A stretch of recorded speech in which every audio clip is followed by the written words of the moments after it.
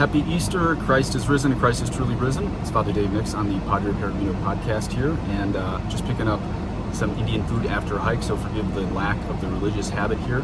I realize there's a little bit of confusion out there on the three types of Christians.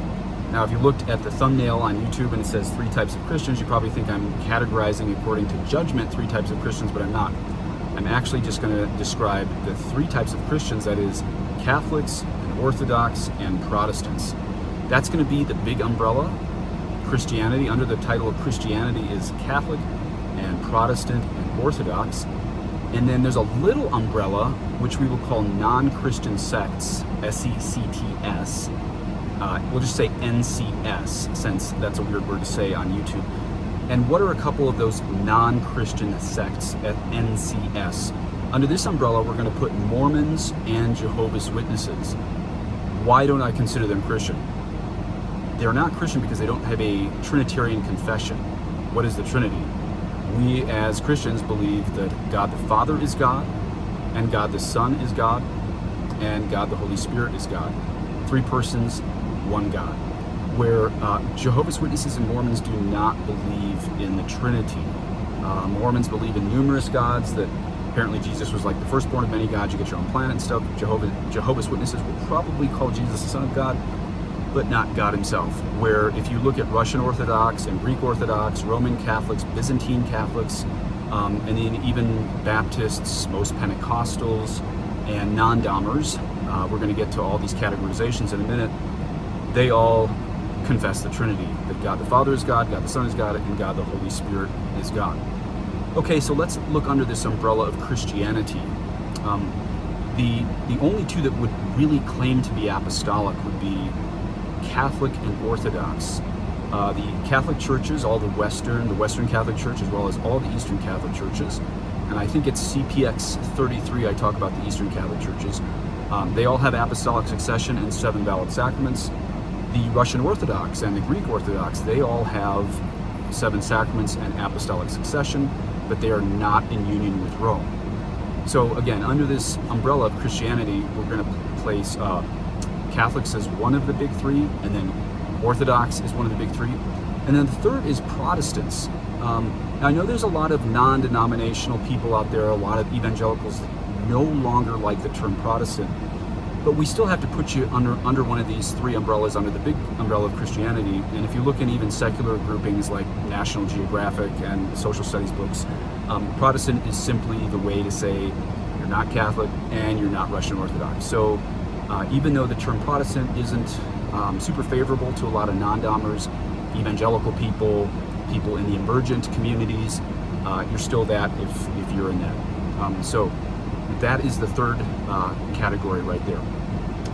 They have 2 valid sacraments in there, baptism and marriage, and some of them wouldn't even recognize those as sacraments, but at least according to the new Code of Canon Law, we as Catholics recognize their marriages between 2 baptized Protestants as valid, provided one of them is not an ex-Catholic.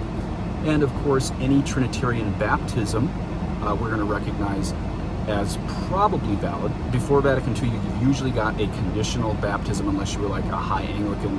And this is because there's often a separation of like matter and form in even like Methodist baptisms. But technically, Methodists, non-Domers, evangelical churches or mega communities, most of those emergent communities at least would hold to a Trinitarian confession, and many of them have Trinitarian baptisms, where you pour water 3 times saying, I baptize you in the name of the Father, and the Son, and the Holy Spirit, with 3 pours at the 3 persons of the Trinity, or a pour at each person of the Trinity, I should say. However, I should make this point again, that before Vatican II, most of those baptisms from Protestant communities were met with a conditional baptism in the Catholic Church, again, because there was a lot of proof of separation of matter and form. So let's just wrap it up with the non-Christian sects. Those do not confess the Trinity, the 3 persons in one God. That would be Jehovah's Witnesses and Mormons. But under this big umbrella of Christianity, you have Catholic, and then under that umbrella you have 1 Western Church and 23 Eastern Catholic churches, and you can You can learn about the difference between the Eastern Catholic churches and the Eastern Orthodox churches, and I think CPX, I think it's number 33. And then you have the Orthodox Church, which broke off from the Catholic Church in 1054, 1055. They would say we Catholics broke off from them, but they have apostolic succession and all 7 sacraments. And then the third is Protestants. Now, there are at least one, probably a few medieval popes. There are a few medieval popes that would say nobody is a Christian except for Catholics. You can't even use the term Christian. So, I did say we're going to wrap this up, but I have one more point.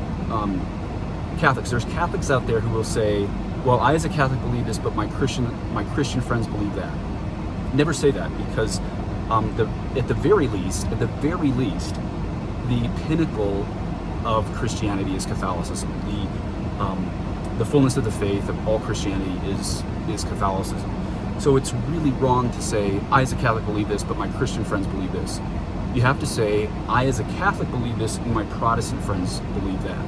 It doesn't matter if they don't like the term. That's just the term that even National Geographic, secular organizations, we have to have some common terms in secular society. So even though I might not go as far as the medieval popes who say only Catholics are Christians, maybe I should, even though I'm not going to exactly go that far, I am going to say that we have to use the term Catholic and Protestant, not compare Catholic with Christian, because Catholicism is the pinnacle of Christianity. It's the fullness of the faith.